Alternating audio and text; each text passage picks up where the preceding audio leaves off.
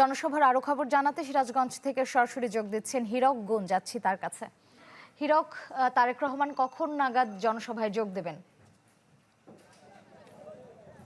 যে আজকে দুপুর 2টা নাগাদ কিন্তু সিরাজগঞ্জের যে বিসিক শিল্প পার্ক মাঠে কিন্তু নির্বাচনে জনসভায় যোগ দেবেন বিএনপির চেয়ারম্যান তারেক রহমান। কিন্তু এখন আমরা যেটি দেখতে পাচ্ছি যে বেলা বাড়ার সাথে সাথে কিন্তু বিভিন্ন স্থান থেকে যারা দলীয় নেতাকর্মী তারা কিন্তু আসতে শুরু করেছে। যদি একটু দেখাই, দেখতে পাবেন যে আসলে এখন কিন্তু ধীরে ধীরে বিভিন্ন স্থান থেকে যারা বিএনপির দলীয় নেতাকর্মী তারা কিন্তু আসতে শুরু করেছে। দীর্ঘ প্রায় 20 বছর পর বিএনপির চেয়ারম্যান তারেক রহমান এই সিরাজগঞ্জের নির্বাচনে জনসভায় বক্তব্য দেবেন, যে কারণে কিন্তু দলীয় নেতাকর্মীদের মাঝে কিন্তু একটি উচ্ছ্বাস রয়েছে। আমরা এখন ঠিক রয়েছি যে স্থানটিতে তারেক রহমান তার নির্বাচনে জনসভায় বক্তব্য দেবেন। ইতিমধ্যে কিন্তু সকল প্রস্তুতি কিন্তু সম্পন্ন হয়েছে এবং দলীয় নেতাকর্মীরা কিন্তু ধীরে ধীরে সেখানে আসতে শুরু করেছে। ঠিক আজকে দুপুর 2টায় কিন্তু সেখানে তারেক রহমান নির্বাচনী জনসভায় কিন্তু বক্তব্য দিবেন। আমাদের কাছে বিভিন্ন স্থান থেকে কিন্তু সবাই বিভিন্ন সাজে সজ্জিত হয়েও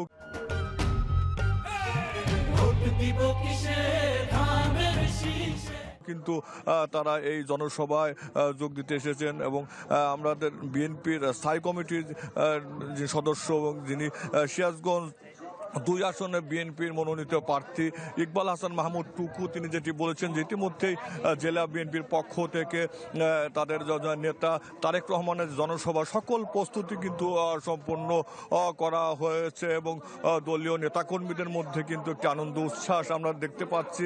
এবং ঠিক দুপুর 2টা নাগাদ কিন্তু এই যে সিরাজগঞ্জের বিসিক শিল্প পার্ক যেটি মাঠ রয়েছে, সেই মাঠে কিন্তু নির্বাচনী জনসভায় তারেক রহমান বক্তব্য রাখবেন এবং সিরাজগঞ্জের 6টি এবং পাবনার যেটি 5টি আসনের যারা বিএনপি মনোনীত প্রার্থী তাদের কিন্তু পরিচয় করিয়ে দেবেন। ঠিক এই যে মঞ্চ সহ এই নির্বাচনী যে সমাবেশের স্থল সবকিছুই কিন্তু আসলে পুরো প্রস্তুত রয়েছে। দুপুর 2টা নাগাদ কিন্তু তারেক রহমান সিরাজগঞ্জে আসবেন এবং ধীরে ধীরে আমাদের সিরাজগঞ্জের বিভিন্ন স্থান থেকে কিন্তু নেতাকর্মী তারা কিন্তু সেখানে আসতে শুরু করেছে। দুপুরের 2টাতে কিন্তু তারেক রহমান এই জনসভায় ভাষণ দেবেন। ধন্যবাদ হীরক। দর্শক, তারেক রহমানের জনসভার খবর জানতে সরাসরি যুক্ত ছিলাম সিরাজগঞ্জে। বগুড়ায় জেলা বিএনপি নেতাকর্মীদের সাথে মতবিনিময় করছেন তারেক রহমান। আরো জানাতে সরাসরি যোগ দিচ্ছেন ফরহাদুজ্জামান শাহী, যাচ্ছি তার কাছে। ফরহাদ, আমাদেরকে এই বিএনপি নেতাকর্মীদের সাথে তারেক রহমানের মতবিনিময় সভার বিস্তারিত জানাবেন। শ্রেয়া, বগুড়ার হোটেল নাচ গার্ডেনে তারেক রহমান রাত্রি যাপন করেছেন। গতকাল রংপুরে জনসভা শেষে এখানে সে রাত্রি যাপন করেছেন এবং আজ সকালবেলা তিনি বগুড়া জেলা বিএনপির যারা নেতাকর্মী আছেন তাদের সাথে মতবিনিময় সভায় অংশ নিয়েছেন। আপনি জানেন যে তারেক রহমান বগুড়া 6 যেটি সদর সংসদ, এই সংসদীয় আসন থেকে তিনি নিজেই নির্বাচন করছেন ধানের শীষ প্রতীকে।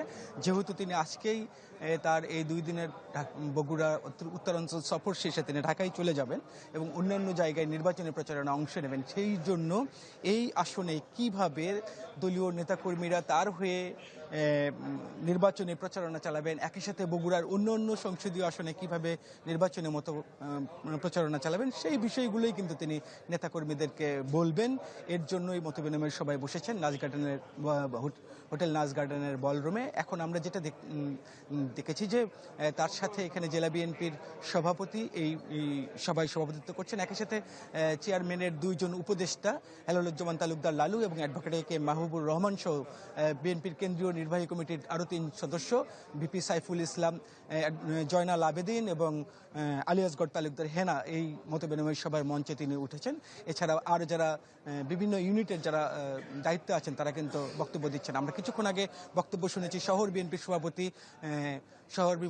সভাপতি হামিদুল হক চৌধুরী হিরু এবং সদর উপজেলা বিএনপির সভাপতি AHM মাফতুন আহমেদ খান রুবেল বক্তব্য দিয়েছেন। তিনি কিন্তু ধৈর্য সহকারে সবার বক্তব্য শুনেছেন এবং এখন এই মুহূর্তে বক্তব্য দিচ্ছেন বগুড়া জেলা বিএনপির সাবেক সাধারণ সম্পাদক জয়নাল আবেদিন চান।